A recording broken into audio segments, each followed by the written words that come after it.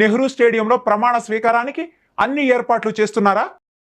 ప్రమాణ స్వీకార ఏర్పాట్లపై అధికారులతో సీఎస్ సమావేశమైనట్లు తెలుస్తోంది. ఎమ్మెల్యేలు చేజారకుండా ఉండేందుకు గెలిచిన ఎమ్మెల్యేలందరినీ రిసార్ట్కు తరలించాలని విజయ్ నిర్ణయించారట. దానికోసం మహాబలిపురంలోని రిసార్ట్ బుక్ చేస్తున్నట్లు తెలుస్తోంది. దీని మీద మరింత సమాచారం.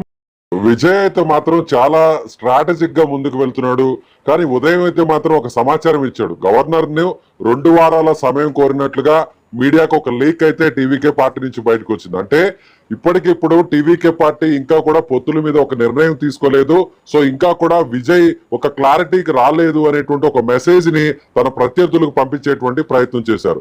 చాలా ఇక్కడ ఎన్నికలు ప్రారంభమైనప్పటి నుంచి అలాగే ప్రచారం కావచ్చు, ప్రత్యర్థి పార్టీలకు సంబంధించినటువంటి విమర్శలు కావచ్చు, ప్రతి అంశాన్ని కూడా చాలా కూలంకుషంగా తీసుకుంటున్నటువంటి టీవీకే పార్టీ ఇప్పుడు తమకు కావాల్సినటువంటి 10 సీట్ల మీద కూడా చాలా వ్యూహాత్మకంగానే ముందుకు వెళ్తున్నారని చెప్పాలి. ఎందుకంటే ఇప్పుడు అంటే ఓవైపు కాంగ్రెస్ పార్టీకి ఆఫర్ చేస్తున్నట్టుగానే మరోవైపు కాంగ్రెస్ పార్టీ కూడా తాము పొత్తు ఇవ్వడానికి మద్దతు తెలపడానికి సిద్ధంగా ఉన్నాము అనేవి కాంగ్రెస్ పార్టీ చెప్పేలా చేసి, మరోవైపు కాంగ్రెస్ పార్టీకి ఆపోజిట్ లో ఉన్నటువంటి అన్నా డిఎంకేకి సంబంధించినటువంటి వారు కావచ్చు, లేదంటే ముఖ్యంగా తమిళనాడులో ఉన్నటువంటి చిన్న పార్టీలు, అటు సిపిఐ పార్టీకి 2 స్థానాలు ఉన్నాయి, సిపిఎం పార్టీకి 2 స్థానాలు ఉన్నాయి, అలాగే పిఎంకే రామ్దాస్ పార్టీకి సంబంధించి కూడా 4 స్థానాలు ఉన్నాయి, అలాగే ముస్లిం లీగ్ సంబంధించినటువంటి పార్టీకి 2 స్థానాలు ఉన్నాయి, అలాగే దినకరన్ పార్టీకి సంబంధించి కూడా మరొక స్థానం ఉంది, అలాగే డిఎంకేతో పాటుగా ఒక ఎమ్మెల్యే బయటకు వచ్చి వేరు కుంపటి పెట్టుకొని ఒక పార్టీని ఏర్పాటు చేసినటువంటి ఆ పార్టీకి కూడా ఒక స్థానం ఉంది. ఇలా వీరందరినీ కలుపుకునేటువంటి ప్రయత్నం చేస్తూనే మరోవైపు అన్నా డిఎంకేలో ఉన్నటువంటి కొంతమంది ఎమ్మెల్యేలతో కూడా విజయ్కి సంబంధించినటువంటి ఆ పార్టీకి సంబంధించినటువంటి నాయకులు, ముఖ్య నాయకుడైనటువంటి సెంగౌట్టియానుతో చర్చలు జరుపుతున్నారు. సెంగౌట్టియాను ఇప్పటికైనా అన్నా డిఎంకేలో కీలకంగా ఉంటూ వచ్చారు. సెంగౌట్టియాను గతంలో అన్నా డిఎంకే పార్టీలో జయలలిత హయాంలో కూడా చాలా కీలకంగా వ్యవహరించారు.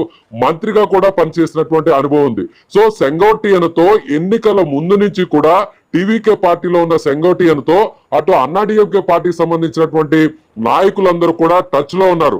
ఒకవేళ నిజంగా అన్నా డిఎంకేకు అవసరమైతే టీవీకేను అటు పొత్తు తీసుకోవడానికి ముందుగానే బేరసారాలు చేసుకున్నారు.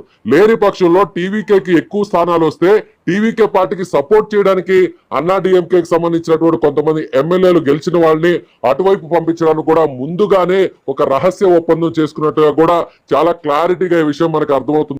విజయ్ ఇప్పుడు నేరుగా గవర్నర్ కి లేఖ రాయడం, 2 వారాల సమయాన్ని కోరడం అనేది ముందు ఉదయం మధ్యాహ్నం వరకు కూడా ఈ ఎపిసోడ్ అంతా కూడా నడిచింది. ఇప్పుడు తాజాగా విజయ్ తనకున్నటువంటి ఎమ్మెల్యేల సంఖ్య 108.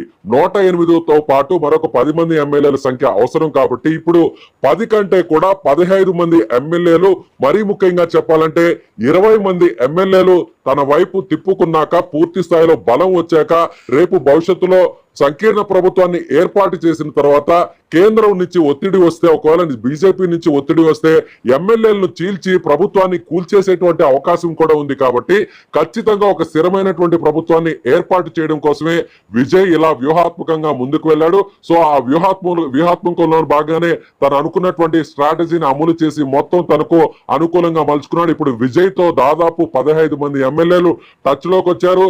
అలాగే వామపక్ష పార్టీలు, స్థానికంగా ఉన్నటువంటి తమిళనాడుకు సంబంధించినటువంటి చిన్న పార్టీలు, పిఎంకే పార్టీ, అలాగే అన్నా డిఎంకే సంబంధించినటువంటి ఎమ్మెల్యేలు, వీరందరూ మద్దతుతో గవర్నర్ ను కలిసేటువంటి అవకాశం ఉంది. ముందుగా తనకు సంబంధించినటువంటి 107 మంది ఎమ్మెల్యేలను నేరుగా ఆయన మహాబలిపురంలో ఉన్నటువంటి ఒక రిసార్ట్ కు ఇవాళ సాయంత్రం మధ్యాహ్నం మీటింగ్ అయిన తర్వాత నేరుగా అక్కడి నుంచి టీవీకే పార్టీ ఆఫీస్ నుంచి బయలుదేరి వీరందరినీ కూడా మహాబలిపురంకి తరలించారు.